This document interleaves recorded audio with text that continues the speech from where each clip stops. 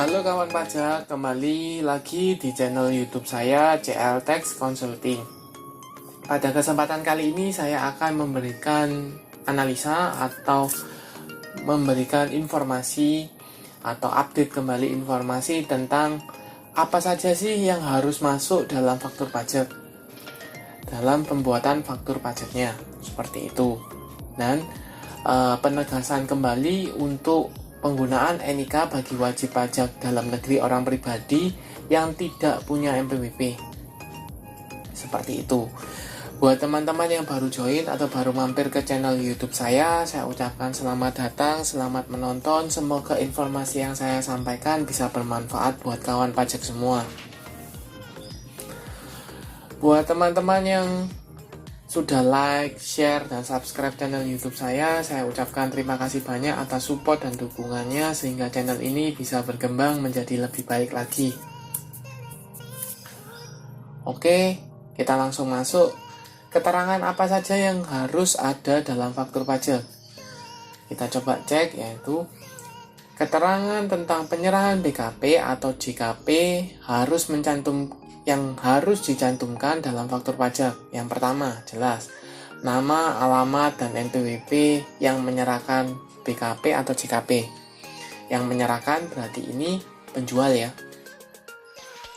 Kedua, identitas pembeli BKP atau penerima JKP meliputi nama, alamat, dan NPWP bagi wajib pajak dalam negeri dan instansi pemerintah. Wajib pajak dalam negeri badan dan instansi pemerintah ya. Jadi kalau transaksi dengan CV, PT, maka wajib menggunakan NPWP, nama, alamat, dan NPWP-nya. Kemudian kedua, nama, alamat, dan NPWP atau NIK bagi subjek pajak dalam negeri orang pribadi sesuai ketentuan peraturan perundang-undangan. Jadi kalau subjek pajaknya atau lawan transaksinya adalah subjek pajak dalam negeri orang pribadi, maka butuh nama, alamat, NPWP atau NIK. Kalau tidak ada NPWP dan NIK bagaimana? Nah, itu yang mungkin jadi pertanyaan. Seperti itu. Kemudian next, nama, alamat, dan nomor paspor bagi subjek pajak orang pribadi luar negeri. Ya, jadi kalau subjek pajaknya luar negeri, orang pribadi, maka butuh nomor paspor. Kemudian, nama dan alamat bagi subjek pajak luar negeri badan atau bukan merupakan subjek pajak, sebagaimana yang dimaksud dalam pasal 3 UU PPH. Seperti itu, jelas ya. Nah, kemudian jenis barang atau jasa, jumlah harga atau penggantian, dan potongan harganya. Jadi diskon yang diberikan harus masuk dalam faktur pajak. Kemudian PPN yang dipungut, PPNBM yang dipungut, kode, nomor seri, dan tanggal pembuatan faktur pajak. Next, nama dan tanda tangan yang berhak menandatangani faktur pajak. Kalau sekarang kan manual tidak ada ya, jadi pakainya e-faktur. Kalau e-faktur berarti pakainya tanda tangan elektronik melalui sertifikat elektroniknya. Seperti itu. Nah, keterangannya di sini adalah NIK mempunyai kedudukan yang sama dengan NPWP dalam rangka pembuatan faktur pajak dan pengkreditan pajak masukan sesuai dengan pasal 19A ayat 3 PP 1 tahun 2012 yang telah diganti atau diupdate oleh PP 9 tahun 2021. Seperti itu. Nah, kita masuk ke tata cara pengisiannya. Yang pertama jelas ya, identitas PKP penjual, baik nama, alamat, NPWP wajib diisi sesuai dengan nama, alamat, NPWP yang tercantum dalam surat pengukuhan PKP. Jadi kalau sekarang dasarnya adalah surat pengukuhan PKP-nya. Seperti itu. Kemudian identitas pembeli, bagian identitas pembeli, BKP atau penerima JKP. Jelas ya, nama, alamat, NPWP, NIK, dan nomor paspor bagi wajib pajak sesuai dengan nama, alamat, NPWP, NIK, dan nomor paspor yang sebenarnya atau sesungguhnya. Kemudian bagi subjek pajak dalam negeri, nama dan alamat dapat diisi sesuai dengan nama dan alamat yang tercantum dalam surat keterangan ke daftar SKT atau surat pengukuhan PKP. Jadi dasarnya sekarang surat keterangan terdaftar atau surat PKP, pengukuhan PKP. Dalam hal yang baru ya, 2 poin yang baru. Yang pertama, kalau sebelum-sebelumnya berdasarkan NPWP saja bisa, boleh gitu ya. Sekarang harus berdasarkan surat keterangan terdaftar atau surat pengukuhan PKP-nya. Kemudian dalam hal penyerahan BKP atau JKP dilakukan kepada pembeli BKP atau penerima JKP yang merupakan tempat dilakukannya pemusatan PPN terutang, tetapi BKP dan JKP dimaksud dikirimkan atau diserahkan kepada tempat PPN terutang yang dipusatkan, berlaku ketentuan sebagai berikut. Jadi saya jelaskan dulu ya. Ketika teman-teman melakukan pemusatan PPN dari, kan ada 2, berarti pusat dengan cabang ya. Barangnya dikirim ke cabang, tapi NPWP dan nama pakainya NPWP pusat. Alamatnya alamat cabang. Keterangannya sebagai berikut ya, ketentuannya sebagai berikut. Nama dan NPWP diisi nama dan NPWP PKP tempat dilakukannya pemusatan. Jadi NPWP pusat, nama dan NPWP pusat. Alamat diisi dengan tempat PPN terutang yang dipusatkan. Berarti di sini yang menerima barang atau cabang. Seperti itu. Jadi sudah clear ya. Kalau untuk pemusatan cabang pusat cabang seperti itu, maka NPWP dan namanya pakai nama pusat, NPWP pusat, alamatnya alamat dikirimkan barangnya itu kemana? Ke cabang ya, maka alamatnya ke cabang. Seperti itu.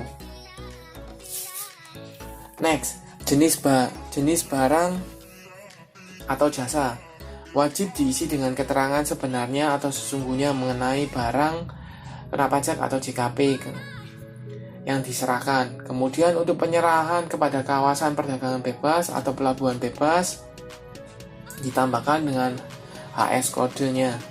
Kemudian penyerahan BKP berupa kendaraan bermotor baru untuk dilakukan registrasi kendaraan bermotor baru sesuai dengan ketentuan yang berlaku. PKP dealer harus mencantumkan berupa merek, tipe, varian, dan nomor rangka. Seperti itu. Jadi harus jelas mereknya apa, tipenya apa, varian apa, dan nomor rangkanya berapa. Untuk next, untuk penyerahan BKP berupa tanah atau bangunan dan atau bangunan diisi dengan keterangan yang paling sedikit memuat informasi berupa alamat lengkap tanah atau bangunan tersebut. Jadi tidak boleh diisi di misalnya Jalan A, tidak boleh, tapi harus alamat lengkap Jalan A, kelurahan, kecamatan, kota, provinsi, seperti itu. Jadi jelas. Kita lanjut kedua. Nah, tata cara pengisian dan keterangan dalam faktur pajak. Tadi sudah jelaskan nama penjual, nama pembeli, atau keterangan penjual, pembeli, kemudian jenis barang. Sekarang dasar pengenaannya. Nilai pada jumlah harga jual atau penggantian atau uang muka atau termin sebagaimana yang dimaksud pada ayat angka 5 dikurangi dengan potongan harga dan uang muka yang telah diterima. Dasar pengenaan pajak berupa nilai lain atau DPP nilai lain sesuai dengan ketentuan perundang-undangan di bidang perpajakan. Kemudian nilai tertentu sesuai dengan ketentuan peraturan perundang-undangan di bidang perpajakan yang menjadi dasar perhitungan PPN yang dipungut dan disetor dengan besaran tertentu sesuai dengan pasal 9 ayat 1 UU PPN. Next, PPN yang dipungut tarifnya pasal 17 ayat 1 UU PPN kali dasar pengenaan pajak atau besaran tertentu PPN yang dipungut berdasarkan pasal 9A ayat 1 UU PPN. Kemudian kode dan nomor seri faktur pajak. Total kodenya 16 digit, 2 kode transaksi, 1 digit kode status, 13 nomor seri faktur pajak. Nama dan penandatangan ini sudah otomatis ya kalau e-faktur. Nama diisi oleh sesuai dengan KTP atau paspor yang berlaku, telah didaftarkan sebagai penandatangan faktur pajak pada aplikasi e-faktur. Kemudian PKP dapat penunjuk lebih dari satu pejabat atau pegawai untuk menandatangani e-faktur, termasuk pejabat atau pegawai di cabang dalam hal PKP melakukan pemusatan PPN terutang. Tanda tangan di sini berupa tanda tangan elektronik, barcode-nya itu. Nah, kita langsung masuk ke contohnya ya. Contoh pengisian DPP dan PPN dalam faktur pajak. Untuk DPP normal, penyerahan garmen dengan harga jual 100 juta. PPN-nya yang dipungut tarifnya 11%. Ya, DPP nilai lain. Pemakaian sendiri BKP dengan harga jual 100 juta. Dan laba kotor sebesar 10 juta. Yang PPN-nya dipungut dengan tarif 11%. Kemudian yang ketiga, besaran tertentu PPN. Penyerahan kendaraan bermotor bekas dengan harga jual 100 juta. Sama-sama 100 jutanya. Yang PPN-nya dipungut dengan besaran tertentu sebesar 1,1% dari harga jual. Maka dari ketiga penjelasan ini, dari 3 contoh ini, maka kalau normal, jelas ya, harga jualnya 100 juta, maka DPP-nya tetap 100 juta. Kali PPN karena tarifnya 11% per April, maka jadi PPN-nya 11 juta. Penggunaan nilai lain. Harga jualnya 100 juta, tapi ingat karena DPP nilai lain adalah harga pemakaian sendiri ya, berarti harga jual dikurangi dengan laba kotornya, maka DPP-nya adalah 90 juta, di mana 100 juta dikurangi dengan 10 juta. PPN-nya 11%. Jadi 9.900.000. Nah, untuk yang baru, besaran tertentu PPN. Harga jualnya berapa? 100 juta. DPP-nya tetap 100 juta. Ya. Tapi PPN-nya karena tarifnya berbeda, besaran tertentu, maka PPN-nya hanya 1,1%. Sehingga PPN-nya adalah 1.100.000. Tapi perlu dicermati, kalau penggunaan besaran tertentu PPN, maka PPN masukan tidak dapat dikreditkan. Kalau penggunaan DPP nilai lain, masih bisa dikreditkan. Ya, jelas ya. Kalau normal, mekanismenya ya PKPM, seperti itu. Oke, sekian untuk penjelasan apa saja yang harus ada dalam faktur pajak, terutama dengan penegasan Per 03 tahun 2022, pentingnya penggunaan NIK, minimal MPWP atau NIK. Dan perlu teman-teman cermati, kalau seandainya teman-teman buat faktur pajak tetapi tidak ada MPWP atau NIK, dan teman-teman bukan PKP pedagang eceran, maka resiko untuk sanksi pasal 14 pasal 14 yaitu DPP senilai 1% dari DPP karena dianggap tidak menerbitkan faktur pajak atau membuat faktur pajak tidak lengkap, tidak benar, tidak mencerminkan nilai sesungguhnya atau keadaan sesungguhnya, maka teman-teman kena sanksi 1% dari DPP. Cukup besar, seperti itu. Itu yang perlu dicermati.